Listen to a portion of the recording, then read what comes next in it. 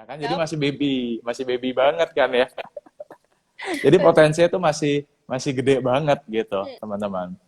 Ya, nah kalau dari Mbak Fiska gimana? Iya, sama lah. Menurutku ini tuh kayak IHSG tuh masih masuk, baru mau masuk fase toddler. Kayak anak-anak kita, Mas. Toddler, benar, benar. Toddler. Ya, karena seperti yang Mas Rifan sampaikan juga ya teman-teman ya, kita kalau ngeliat IHSG itu jangan secara sempitnya aja gitu, harus semua secara global karena memang tadi ya GDP-nya bahkan kan kita target kan di 2045 ya kalau nggak salah Mm-mm. akan jadi negara maju tuh. Jadi kita harus time horizonnya tuh panjang sampai situ melihatnya. Kebayang Yes. kalau 2045 aja udah ditetapkan ya targetnya jadi negara maju, teman-teman harus ada bayangan, wah IHSG bisa sampai berapa di tahun itu ya.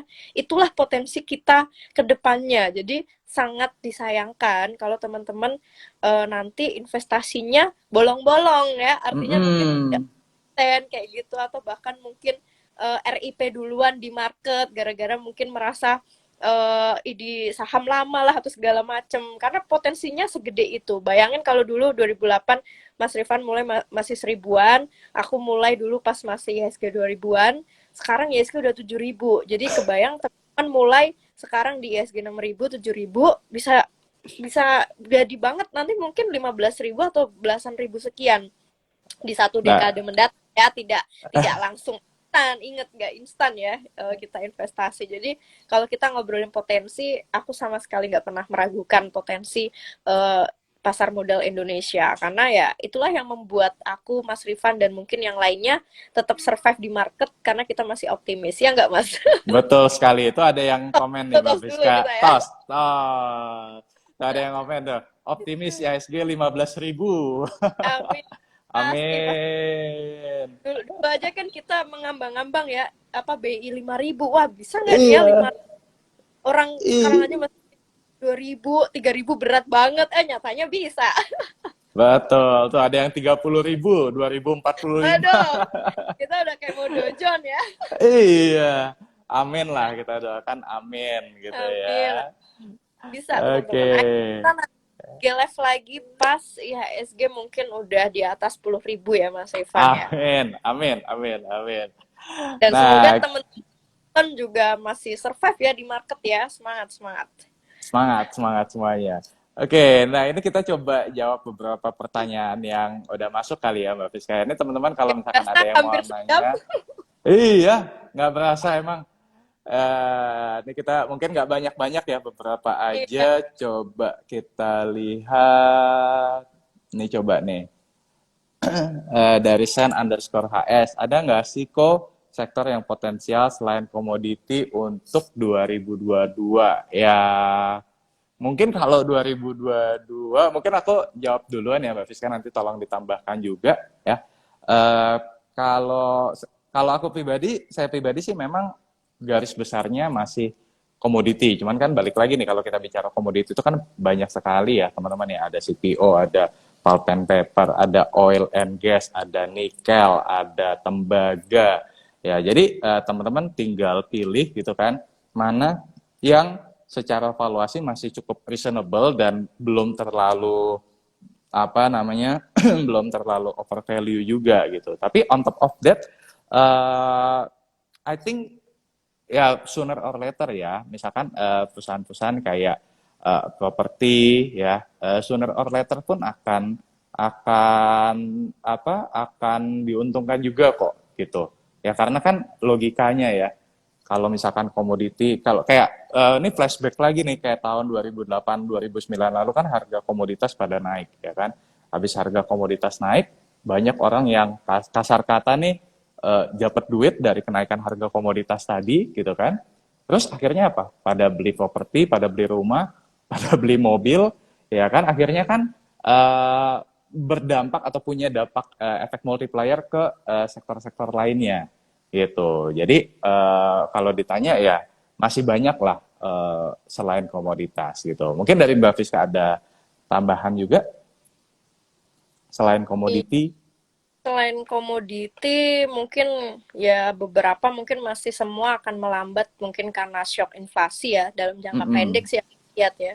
Tapi coba kita mungkin tahun depan teman-teman mungkin mulai bisa perhatikan ya sektor-sektor di luar komoditis yang masuk tadi aku bilang ya, yang cukup kebal dengan adanya huru-hara segala macam atau kenaikan inflasi ya, termasuk di dalamnya yang defensif itu juga aku rasa bisa teman-teman perhatikan. Atau mungkin mulai bisa diperhatikan sejak akhir tahun juga nggak masalah kalau memang ada koreksi penurunan mau nyicil, itu aku rasa nggak masalah. Karena lagi-lagi kita kan mungkin strateginya untuk long term investing ya, kita katakanlah ya di sini hampir semua dari kita tujuannya long term investing. Jadi menurutku Mm-mm. justru tidak perlu takut dengan adanya koreksi-koreksi yang nantinya terjadi, karena ya gimana, kita investor itu justru nunggu momentum kayak gitu, maksudnya buat buat serok atau nyicil gitu, ibaratnya kayak wah, depan rumah lagi dijual harganya mumpung lagi murah gitu, orangnya lagi BU, ya BU. pasti kan kita pengen juga dong kalau ada cash, ya kenapa nggak beli gitu. Jadi mungkin prinsipnya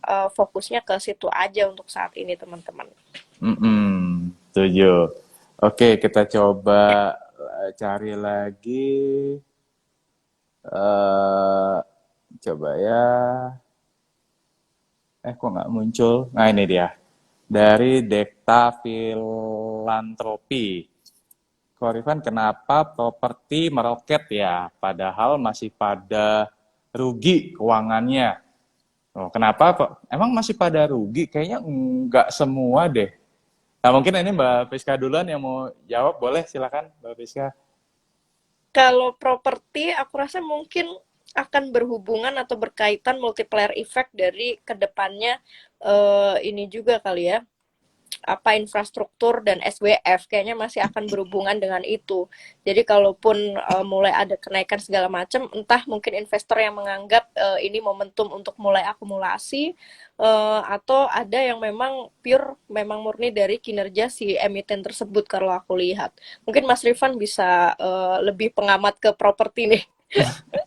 Iya, kalau kalau dibilang emiten properti pada rugi nggak juga loh, soalnya Iya, memang banyak yang udah apa ya, banyak yang udah kalau kita bicara kan ada istilahnya marketing sales atau pra penjualan itu bahkan udah ada yang lebih tinggi dibandingkan dengan pra pandemi itu ada ya kan. Tapi memang betul ada yang masih rugi, ada yang masih melambat ya kan. Tapi kalau saya ngelihatnya gini, emiten-emiten yang emiten properti yang menggunakan leverage atau menggunakan hutang yang cukup besar, memang biasanya masih belum bisa apa istilahnya tuh, belum bisa bangkit secepat emiten-emiten yang lebih ringan balance sheet-nya. Karena kan kalau utangnya gede, terus marketing sales-nya belum pulih, jadi kayak ditekan atas bawah gitu loh. Dari atas nggak bisa jualan, dari bawah ditekan sama beban bunga. Nah, itu yang kemudian membuat si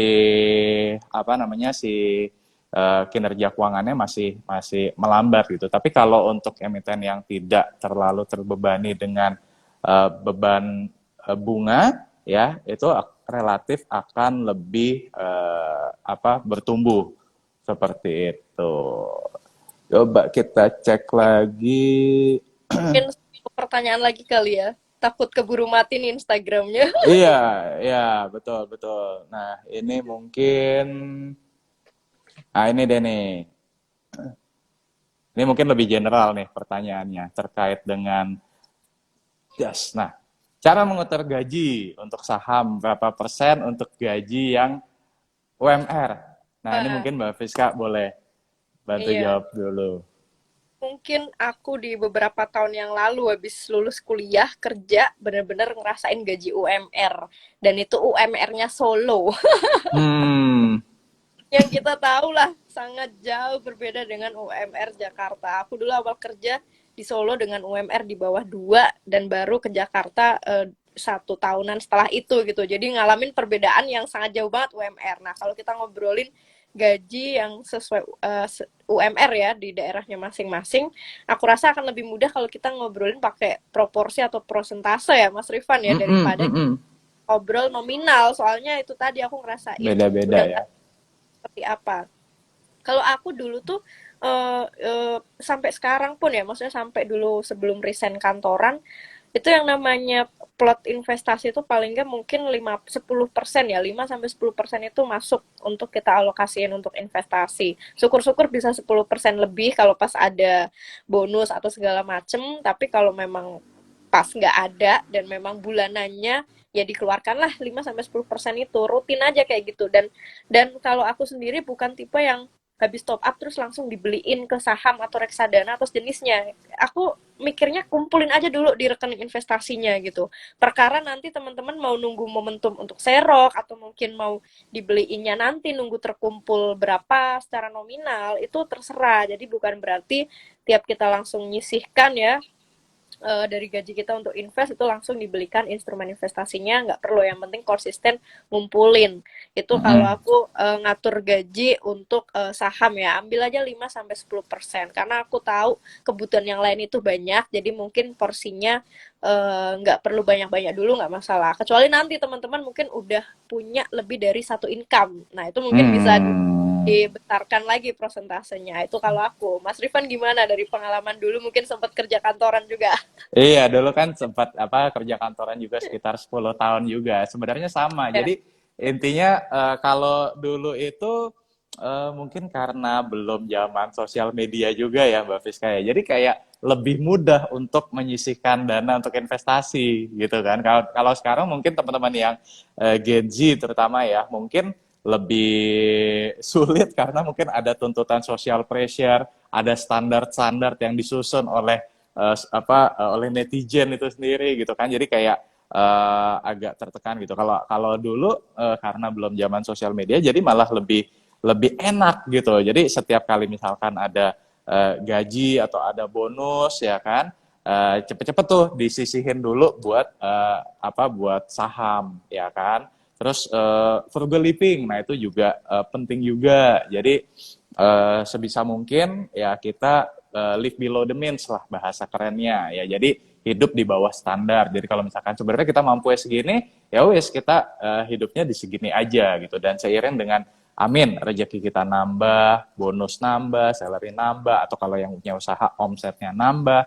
Ya kalau bisa omsetnya nambah, gajinya nambah, kalau bisa ya lifestyle-nya boleh nambah tapi mungkin penambahannya nggak yang begini gitu kan, tapi ya tetap standar-standar aja. Nah, investment rate-nya yang digedein ya. Jadi kalau misalkan eh, pendapatan atau income-nya nambah 10% gitu kan, ya berarti mungkin lifestyle-nya bolehlah nambah 3 atau 4%, tapi kemudian 6 sampai 7%-nya misalkan digunakan untuk investasi misalkan jika memungkinkan. Tapi balik lagi ini disesuaikan dengan kondisi keuangan dan kebutuhan masing-masing dari teman-teman seperti itu. Ya, Oke, kurang lebih ya, itu kali ya yang bisa kita tuh. sampaikan, Mbak Fiska. Mungkin Ternyata sebelum udah kita akhiri time's live up ini, ya. iya, mungkin sebelum kita ditutup Instagram ada closing statement atau pesan-pesan nggak buat teman-teman, Mbak Fiska? Apa ya, pesan buat teman-teman, ayo optimis investasi di pasar modal kita. Nanti kita jumpa lagi pas IHSG udah di atas 10.000 di IG Live lagi. Itu aja sih. Amin. Teman punya trigger buat terus konsisten investasinya. Amin. Ya, kalau dari saya mungkin ya teman-teman nggak usah terlalu khawatir lah dengan hara-huru. Setuju tadi dengan Mbak Fiska ya. Jadi perkara negara ya BBM naik, inflasi naik, nanti suku bunga naik, ya itu sudah ada yang aparatur atau pemerintah yang udah yang memang punya wewenang, yang punya kuasa, yang punya inilah di sana ya. Tugas kita sebagai investor ya kita cukup cari saham-saham yang koneksi yang kualitasnya bagus, fundamentalnya bagus, valuasinya juga terdiskon ya. Ya mudah-mudahan dengan cara seperti itu ya kita bisa inflasi 7 sampai 8% misalkan, ya nanti tidak terlalu berefek banyak juga ke kita karena ya return investasi kita bisa di atas inflasi itu sendiri gitu. Yap. Oke, thank you Oke. Mbak Friska buat Oke, waktunya. Mas Kan. Thank you teman-teman semuanya. Thank you teman-teman semuanya. Ya, stay safe, stay healthy. Cepat sembuh ya, Mbak Friska ya. Oke, thank you. Sampai ketemu di live berikutnya. Selamat malam semuanya. Bye. Bye-bye.